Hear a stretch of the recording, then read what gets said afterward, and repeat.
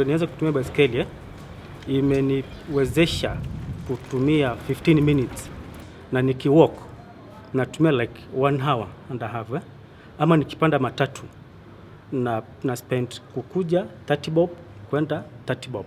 Hii inakuja kitu kama 60. Inategemea na rush hours unaweza pata ni 50 bob, saa zingine ni 50 bob. So unapata kwa siku unalipa 100 fare.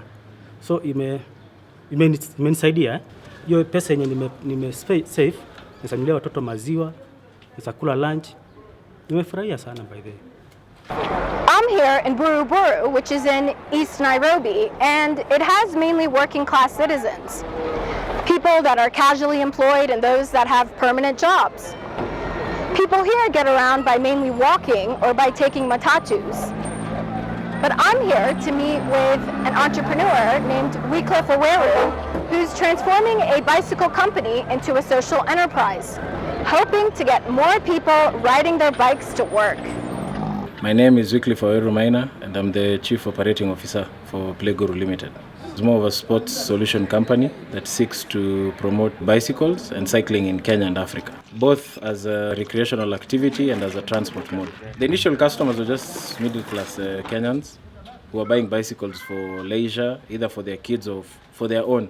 And it grew to diplomats, the likes of United Nations. But over and beyond that, back in 2012, that's when we got a fresh lot of customers who would not afford to buy the bicycle cash. They would prefer to pay us in piecemeals. And this was the bulk of Kenyans, walk to work. And that's when you notice the big segment and the big opportunity. We approached one company by the name Out of Limited. We talked to the managing director and told him that his employees actually need bicycles. And he was game for it. But to our surprise, all these guys live in different neighborhoods. Some live in Mathare, Dandora, Kayole, the likes. So when they were going home, their friends would ask them, where did you get the bike from? And they were like, there's this guy who came to our company, talked to the managing director, and we have bikes. So working it backwards, they all got our contacts, took them to their respective organizations, and in 3 weeks we had orders for 6,800 bicycles that we didn't know where to get them from. So then is when we started the long journey into thinking of how to set up the assembly line.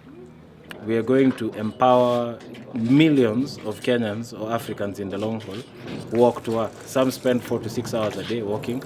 We are going to create more man hours from each person.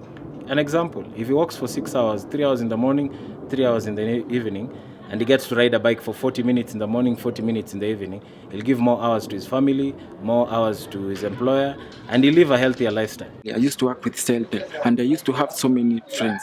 We used to trek from here, from Kayole to Celtel headquarters, Mombasa Road.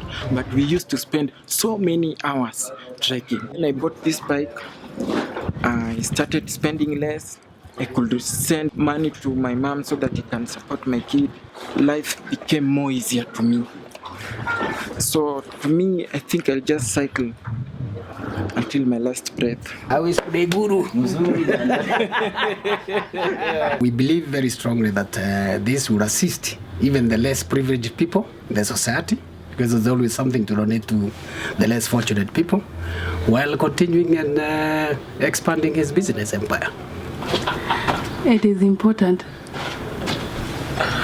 to have the family together to support him where he needs finances, where he needs to be encouraged, because sometimes you can feel you are going down, it's not working, but with prayer and encouragement, it makes him move forward to his target. This target market is of primary importance to us. If you're walking, if you're driving to work, any morning, just look at the number of people who are walking. Most of us, whether driving or walking in Kenya, or in Nairobi to be specific, we move from home to work on an average radius of between 15 and 25 kilometers, which is rideable. So if you look at the number of customers that we ideally have, which is the opportunity, this will really be big. Hapa Kenya watu wengi wanatembea mguu kuenda industrial area kufanya kazi. Sasa ningeomba baiskeli kama kampuni ya baiskeli za kuja hapa inatusaidia. Watu wengi wanatoka, unapata mtu anatoka distance kitu kama 5 km kama ndio industrial area kufanya kazi, lakini anatembea mguu, hana baiskeli. Sasa kitu kama hiyo kuja inaweza saidia watu wengi sana wapate baiskeli, lakini na price pia iko chini kiasi. Yeah. So for us, that's the real story. the social impact of what you're doing and the cultural change. That paradigm shift will create wealth for people who never thought they would have it.